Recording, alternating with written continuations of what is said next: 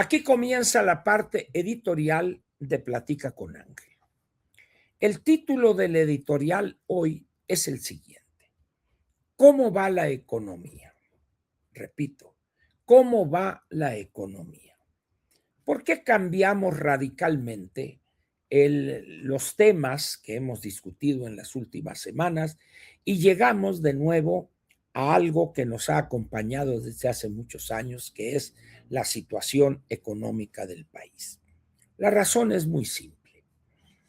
El bulto en el sexenio anterior o en el gobierno anterior dilapidó billones de pesos, a pesar de haber recibido una economía en crecimiento magro, poco, 2.2, 2.3, pero era un crecimiento positivo durante 30 años, desde el 88 al 18.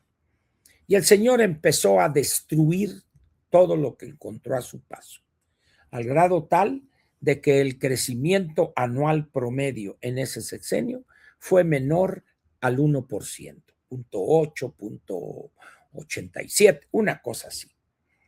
La señora científica, dice ella, por eso digo yo que es científica que ayudaría mucho en Pemex, porque es la científica Diesel, ¿verdad? Porque ella dice que es científica, ¿verdad? Continúa con esa destrucción y no solo conserva aquellas huestes de pedigüeños, sino que incrementa sensiblemente el monto bimestral, en algunos casos es mensual, pero aumenta aceleradamente el número de beneficiarios, que ahorita son creo que 23, 24 millones o X, ¿verdad? Y es evidente ya que la economía mexicana no da para mantener eso. Bueno, dirá usted, ¿y cómo le han hecho? Con deuda. Ya he comentado, el bulto recibió la deuda neta del sector público con 10.7 billones de pesos y la dejó en 18 para cerrar. Ahorita ya vamos en 20 y no cumplimos 2 años todavía de gobierno. ¿Por qué? Porque estos politicastros de tercera o de quinta no entienden que así no se puede gobernar. Podrán salir un año, dos, o quizá estos 8 que llevan y destruyen, agotan recursos, los tiras, etcétera. Pero llegó el momento en que la única salida que les queda a estas personas es la siguiente: o reducen sensiblemente el gasto,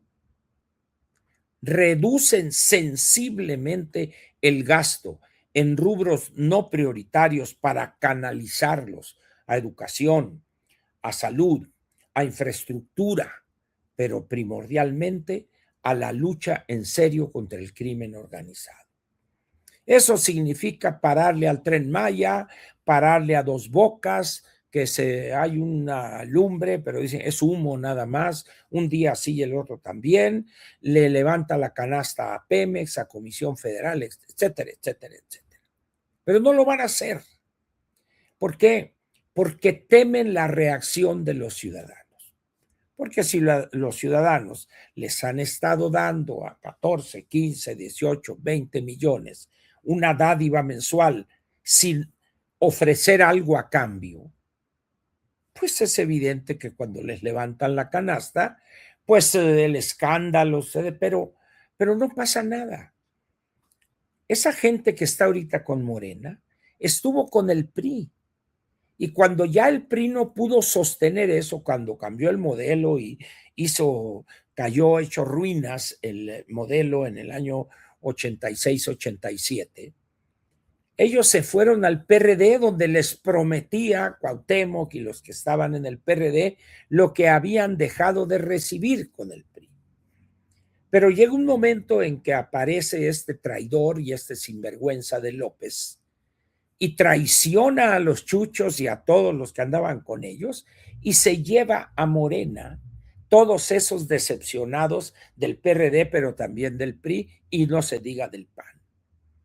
Lo que esa clientela que está hoy no con López Obrador, con Morena, ¿verdad?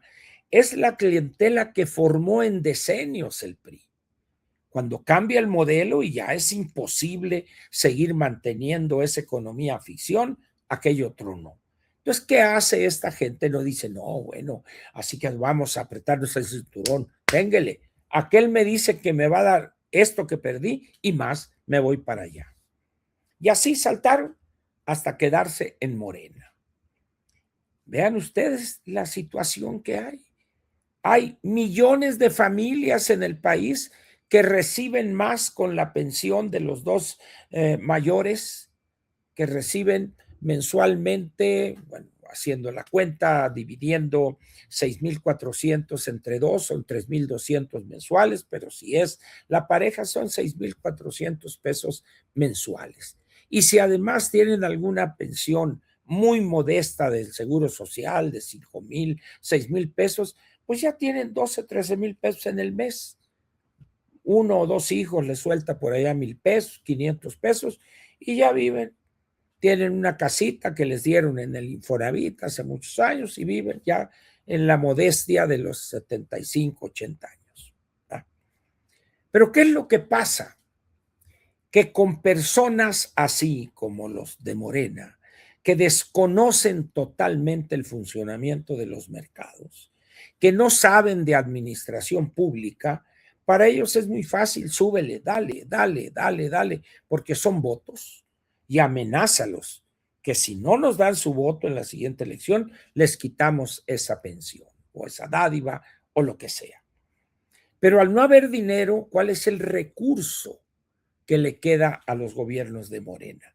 No les queda el recurso de recortar gasto o ampliar o elevar la tasa de ciertos impuestos. No, la deuda.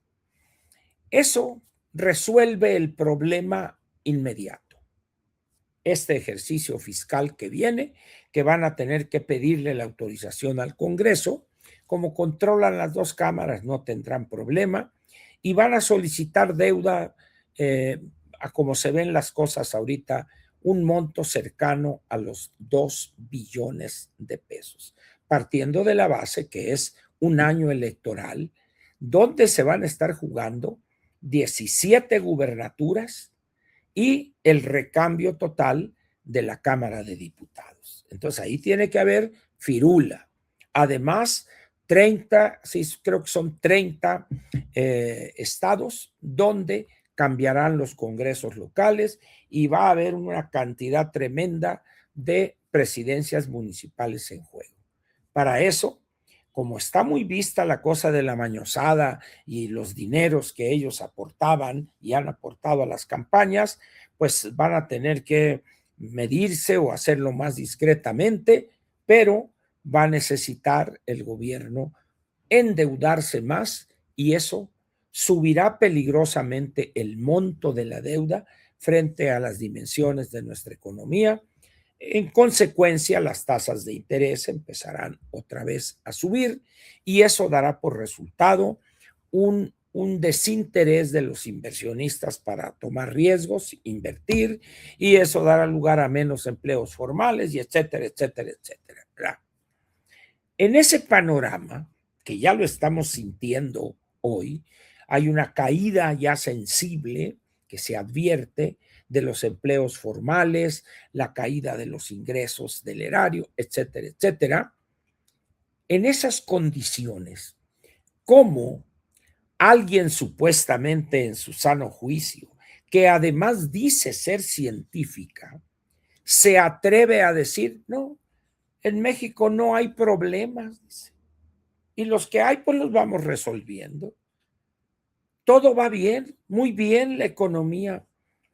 Aquí, para tratar de explicarse una conducta como esa en una persona, o esa persona está loca, es decir, ha perdido todo contacto con la realidad, es decir, ya anda en la estratosfera, como podría ser el caso de esta mujer, o es una sinvergüenza intelectualmente hablando, que miente con un cinismo preocupante. Cualquiera de las dos alternativas es peligrosísima para la gobernación, cualquiera de las dos. ¿Por qué?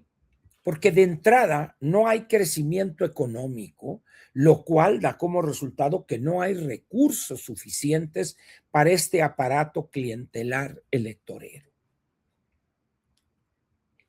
En esas condiciones, ¿qué les queda? No se atreven a subir impuestos, no se atreven a reducir el gasto.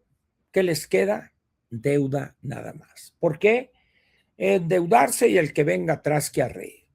Sin embargo, hay momentos en que ese incremento de la deuda lleva a situaciones como la primera, que las calificadoras, al subir de una manera insustentada la deuda del sector público, en ese momento nos reducen la calificación y eso tiene un reflejo inmediato en la tasa de interés.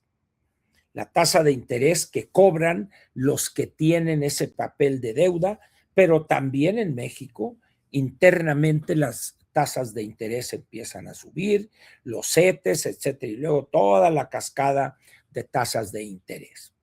Pero también hay otro efecto importante. Al no haber inversión, no hay crecimiento. Podrá decirse todo lo que se quiera, pero el motor real del crecimiento económico es la inversión. Pero en México, al ser una economía abierta, el 80% o más, un porcentaje más elevado, sobre todo en condiciones de penuria presupuestal, la responsabilidad de crear fuentes de empleo permanente, de apoyar la creación de empleo formal, es del sector privado. Pero si en vez de fortalecer, de proteger al sector privado, lo atacamos, le lanzamos toda la burocracia ávida de mordidas, de sobornos, etcétera, etcétera, pues en ese momento, ¿qué hace el sector privado? Me echo para atrás. Ya los números que registran las empresas anotadas en el Seguro Social va también a la baja. Ese panorama, que ya lo resienten millones de mexicanos, ese panorama, reflejo de un desastre en la economía, en el manejo desastroso de la misma, genera una situación de incertidumbre, pero también de coraje, de molestia de millones de mexicanos. ¿Por qué? Porque cada septiembre que llega la adquisición de útiles escolares, de uniformes, de tenis, de zapatos, etcétera, y luego viene que la Navidad, que los Reyes Magos, entonces la gente que ha perdido su trabajo se encuentra en una situación crítica. Y ahí es donde el crimen organizado le dice, ¿qué tiene, compadre? No, hombre, pues estoy jodido, mire, véngase para acá, yo lo voy a presentar ahí con un carnal que, mire, ese vato es raza y nos va a apoyar. Ya lo lleva. ¿Qué pasó, don Pedro? Aquí me ha hablado mucho su compadre de usted. ¿Qué anda medio amolado? Pues sí, hombre, ¿cuánto necesita ahorita? No, pues que no tengo para las medicinas de mi mujer, etcétera. No, ¿cuánto necesita? No, pues unos 5,000 pesos. Aquí tiene 10,000 pesos para que se aliviane usted. Vaya, compre las medicinas, que se cure su señora y lo espero aquí en 15 días. Aquí va a tener usted apoyo. A los 15 días regresa ya el compadre, pero ya solo. ¿Y qué pasó, don Pedro? No, pues ya, muchas gracias, señor, ya, mi señora ya recuperó la salud otra vez, estamos y eso. Muy bien. Yo le ofrezco a usted un trabajo fijo y usted aquí no se va a quejar. Usted dígame, yo le entro. Perfecto. Esa es la gente que me gusta, don Pedro. Usted lo único que va a hacer va a llevar un paquetito a tomar un tufesa aquí en Guamúchil. Aquí agarra usted un tufesa, se sube, paquetito, lleva ahí su belicito tranquilo y va a llegar usted a Hermosillo, se baja ahí en la central camionera y ahí se le va a acercar una persona. Ese ya va a saber se va a identificar y le va a decir: don Pedro, ¿cómo está usted? Venga, vamos a echarnos aquí una carnita asada y al Xochimilco. A llegar usted, le va a entregar el paquetito, él le va a dar aquí una cooperación para que usted regrese, toma el Tufesa de regreso y lo volveré a llamar en 15 días. Hombre, muchas gracias. ¿Y qué llevo ahí? Usted no se preocupe. Eso no es cosa de usted. Usted lleva un paquetito. Ándele pues, órale. Y muchos, decenas de miles de mexicanos desesperados, así están aceptando los trabajos de la maña. ¿Le preocupa eso a García Harfuch? Por supuesto que no, hombre. ¿Le preocupa a la anticientífica? Mucho menos. ¿Le preocupa eso a Mario Delgado? No, pues si los conoce perfectamente a todos ellos. ¿Le preocupa a la de las teleras de huevo con jamón? No, si no alcanza a levantar la cabeza para ver del atril. ¿Ustedes creen que va a ver las condiciones del país? No, hombre. Ese gobierno de este país que se maneja así no tiene posibilidades de salir airoso. La pudieron hacer en el primer periodo destructivo. López Obrador el bulto, porque había dinero. Le dejaron una cantidad de dinero en los fondos, los fideicomisos, etcétera.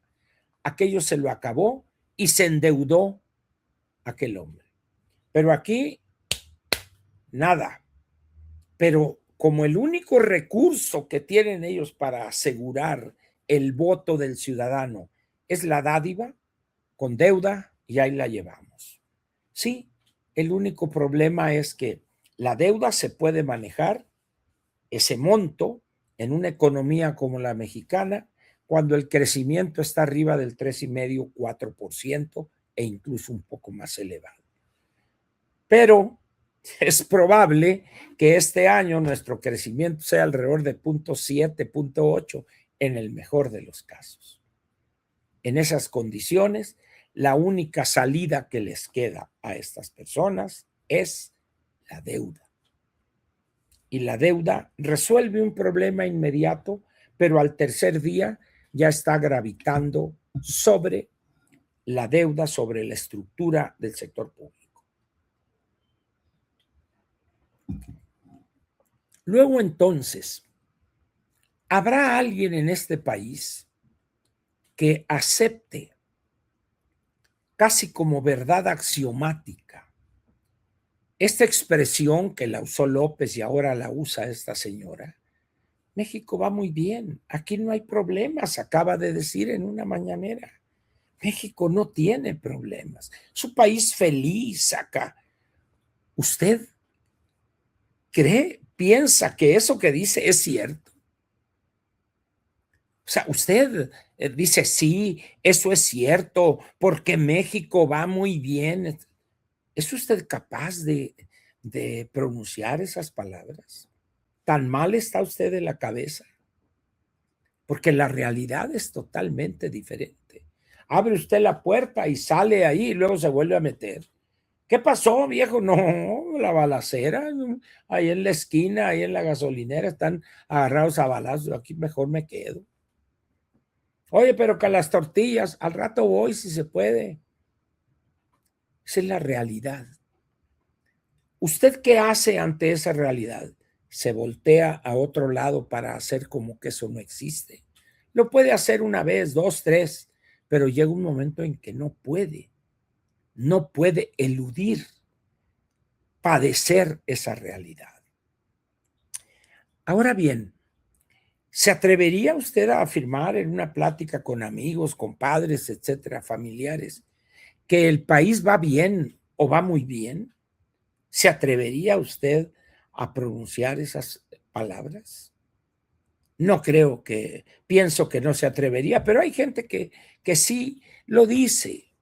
Bueno, ahora bien, Claudia Sheinbaum Pardo, la anticientífica, hace afirmaciones peregrinas, por no decir tontejas, porque la mujer es muy ignorante en materia económica y se ha convertido en una demagoga compulsiva. miente, opina de lo que desconoce, porque piensa, o sea, está en la situación de que los dos estos pervertidos de Villamil y Ramírez Cuevas le pintan un panorama rosa de la situación del país. Y ella, que no quiere batallar, acepta eso como válido. En esas condiciones, usted se presta a eso. Y se la pongo más fácil. ¿Cómo reaccionaría usted en el momento en que esto esté a punto de tronar o tengan que tomar medidas desesperadas? Porque todo lo que decían de la economía era una mentira. ¿Cómo va a reaccionar usted? Dirá, bueno, es que el desequilibrio en la balanza de pagos, los problemas estructurales que venimos arrastrando desde hace muchos decenios, y eso da por consecuencia que el Producto Interno Bruto no haya crecido y hay una economía informal, y se va a aventar una conferencia sobre cuestiones macro y microeconómicas. O va a decir, estos hijos de su tal por cual me han engañado tantos años, pero a partir de ahora ni más. Ahora yo los voy a denunciar a estos y voy a votar así en contra de ellos. ¿Cuál de esas dos posibles reacciones será la suya? ¿Estará usted tan envenenado ya que dirá, sí, esto va muy bien, porque el presidente López Obrador y ahora la doctora nos quieren mucho, nos dan dinero? ¿Dirá usted eso? ¿Se atrevería usted a repetir esas cosas, a decirlas así? Hay personas que sí, ¿eh? Hay personas que sí, pero yo le pregunto a usted, ¿se atrevería usted a pronunciar esas frases, esas palabras que usted sabe que es pura mentira porque está padeciendo las consecuencias en su vida diaria? ¿Qué va a decir usted cuando llega en la noche y la mesa familiar no tiene algo que comer? ¿Qué va a decir en ese momento? ¿Va a seguir aplaudiendo a la 4T? ¿Se acuerda usted que decía esta señora al inicio que iba a ser su gobierno el segundo piso de la 4T? Ya nadie habla de eso. ¿A qué se debe eso? A que tronó ese proyecto. Tronó el proyecto. Por la simple y sencilla razón de que llevan 8 años destruyendo la base de la institucionalidad que es fundamental para generar confianza en la economía.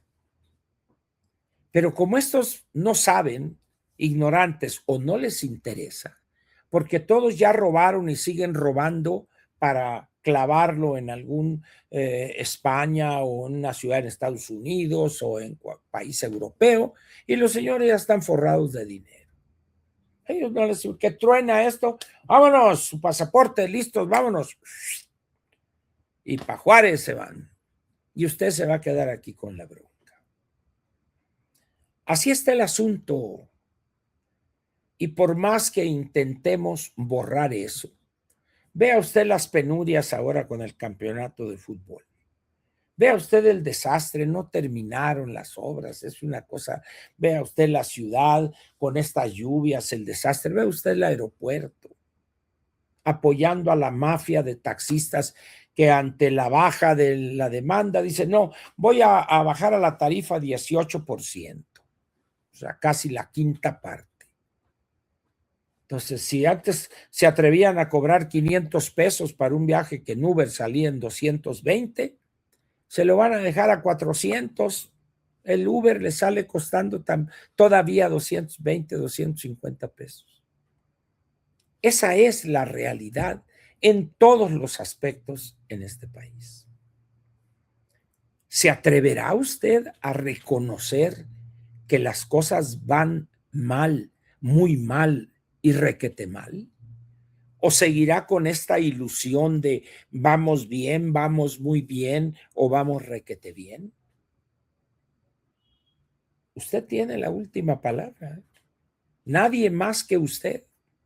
Habrá una oportunidad de oro en junio, el 6 de junio, si no estoy equivocado, del año próximo, para que usted decida o continúa haciéndose tonto solo y apoya a esta bola de ratas sinvergüenzas coludidos con narcotraficantes, o protesta votando por la oposición. Usted lo va a decidir. Nadie más. Nadie más. Por eso es importante que estas cosas las expliquemos a la gente. Sí, es cierto, es importante que de repente alguien grita, este es un narcogobierno. Está bien. Son narcopolíticos. Sí, está bien. Eso ya me lo has dicho 247 veces. Pero ¿qué opinas de la economía? Bueno, es que con los narcogobiernos... ¿Qué piensas tú de la economía? ¿Qué propuesta tienes tú para empezar a corregir esta situación? No, bueno, pues seguiremos apoyando los programas sociales. Perfecto, muy bien. Pero para que estos programas sociales se mantengan, la economía tiene que crecer.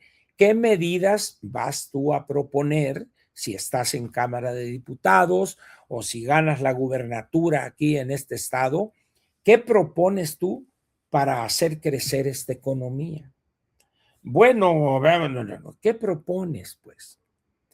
El, el gran problema que tiene hoy la clase política mexicana, y esto va también para Morena, a ver, ¿cómo hacer crecer la economía?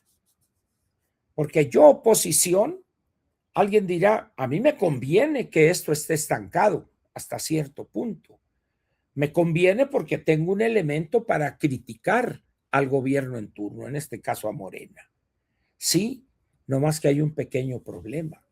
¿Qué pasa si empiezan los ciudadanos a preguntarme qué haría yo para hacer que esta economía crezca?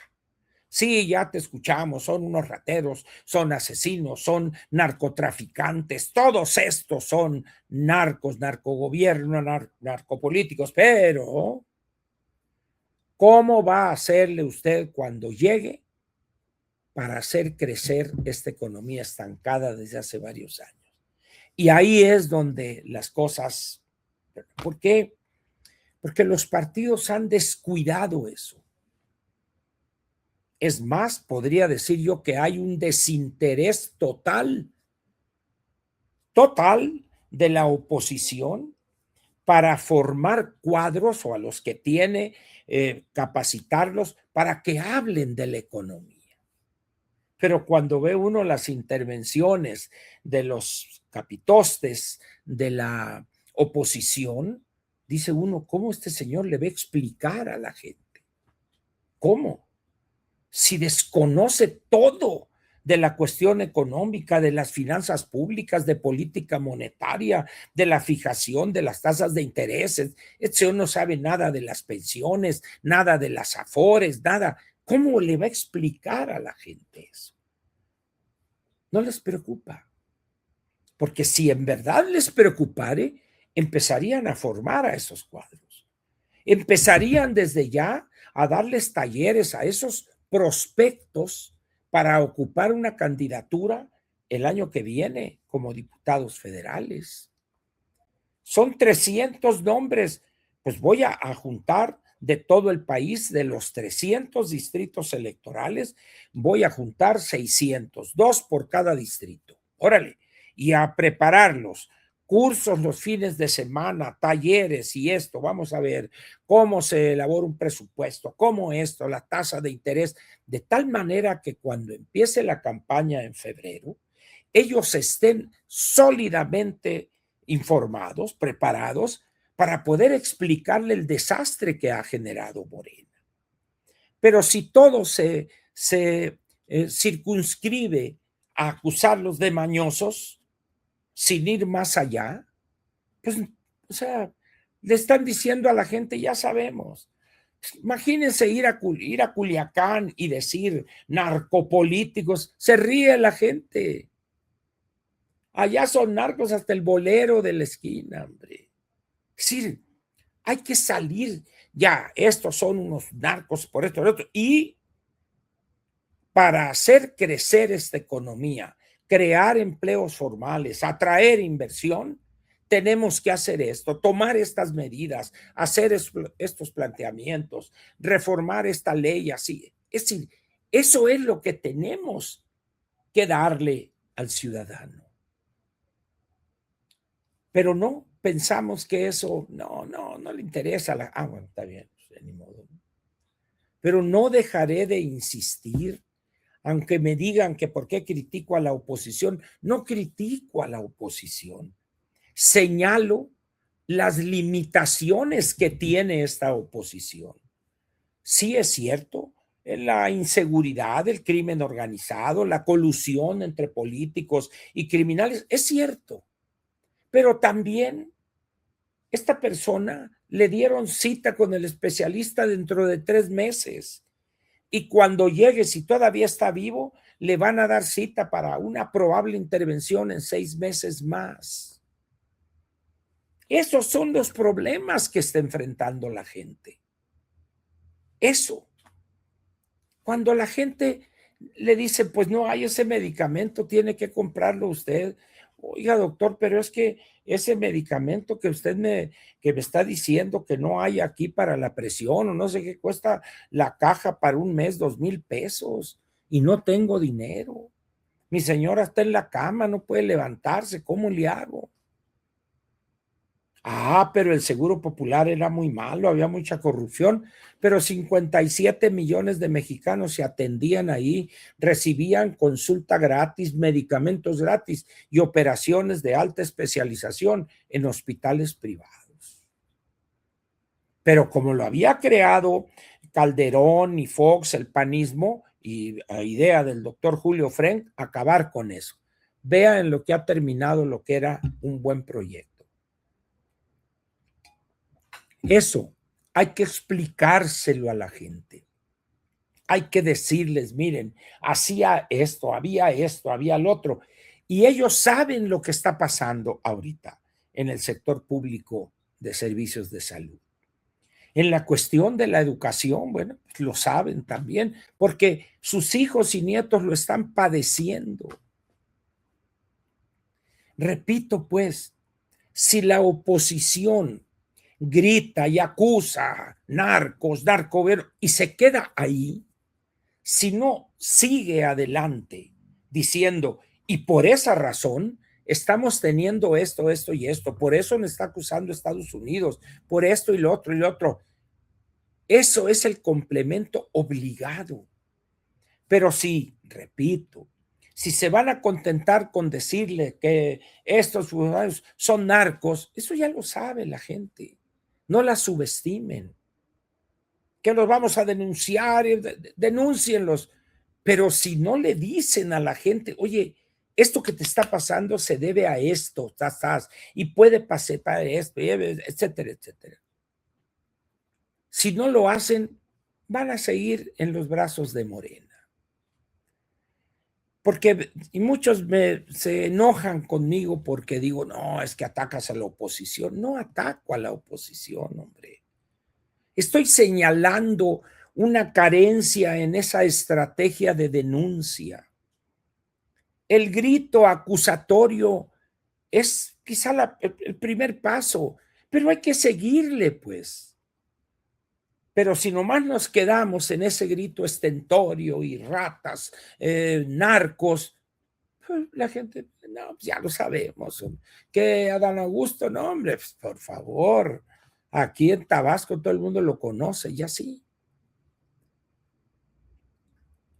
Entonces, eso, aunque me digan que por qué ataco a la oposición, yo lo voy a seguir haciendo. Ahora todo el mundo anda con que hay que ganar la mayoría absoluta en la Cámara de Diputados. Bueno, hasta acabo de oír una entrevista larga de Ricardo Anaya. No se diga, Alito también ha dicho lo mismo y el otro sí, para tener control del presupuesto. Muy apurados ahora por ganar la mayoría absoluta en Cámara de Diputados. Señores, Hace 3 años me cansé yo de repetirlo. Hay que proponer a los mejores para buscar ganar entre el PRI y el PAN la mayoría absoluta. ¿Saben cuál fue la respuesta? Esto. Ahí están los resultados. El PAN 72 diputados y el PRI 35. Irrelevancia total en Cámara de Diputados. Pero ahora sí ya les entraron las prisas, ¿verdad? Pero así como yo decía hace 3 años, la peor opción que han escogido es esta. Ya no voy a decir que fue la señora de las gelatinas porque me van a mentar la madre, pero lo decía. Entonces dicen, señores, hay que cambiar ya. Es otro México. Hay que proponer caras nuevas, pues. Caras nuevas, con preparación y convencerlos de la necesidad de salir a decir las cosas. Pero no, nos contentamos con que salga uno, no, narcos y narcos por acá, narcos, sí. Pero eso nada nuevo le dice a la gente, hombre. Y repito, no estoy atacando a la oposición, estoy señalando lo débil de una estrategia. Eso es lo que estoy haciendo. Pero tal parece que molesta que uno diga, oye, a esa estrategia le falta esto. Esa estrategia debe ir a esto para lograr esto. Y resulta que en el PRI el único que habla y sale y grita y todo es Alito. Los demás mudos completamente. No, que el PRI tiene un trabajo por allá. Pues yo pregunto a amigos que tengo en varios estados. No, hombre, me dice, no tienen ni para pagar la luz aquí. Y el PAN, con ligeras variantes, es lo mismo. Vean lo que pasó. Hay explicaciones, una elección de poco interés, lo que sea, pero perdió el registro en Coahuila. O sea, no obtuvo ni siquiera el 3% de los votos, Dios mío, pues. Claro que vendrá la elección federal y ahí veremos, pues será el sereno, pero por lo pronto perdieron el registro. También lo perdió Movimiento Ciudadano y el Verde, pero están cobijados por los sinvergüenzas de Morena. Y el PT, para no perderlo, fue en coalición con Morena. Entonces dice uno, señores, ahora tenemos a nuestros analistas acá que opinan. Lo mismo. La generalidad acá y ahora, las palabras rimbombantes y complicadas. No se entienden ni ellos mismos, pues. El mexicano promedio, el ciudadano promedio, no maneja ese lenguaje. Maneja cosas más sencillas, más directas, pues. Por eso es lo que señalo yo nada más. Si estoy equivocado, pues entonces, ¿para qué me hacen caso, pues? ¿Para qué me reclaman? Si dice que estoy equivocado, pues más a su favor. Esa estrategia es la adecuada, tírenme a Lucas. Pero eso que ahorita dicen, vamos a ganar la madre esta y acá. Señores, hace 3 años yo lo decía, un día sí y el otro también. Otra vez están en las mismas. Perfecto. Vamos a ver qué pasa el 7 de junio, al día siguiente de la elección intermedia. Pero por lo pronto, señores, para que no se molesten, voy a seguir señalando ese vacío en la estrategia de la oposición. Aquí termina la parte editorial de Platica con Ángel con la aclaración siguiente. Las cosas no van bien, no van muy bien, no van requete bien. Por el contrario, van mal, muy mal y requete mal y en vías de empeorar en los próximos meses. No caiga usted en ese juego perverso de este gobierno de pedorrillo y lleno de corruptos. Gracias, pues, y pásela bien.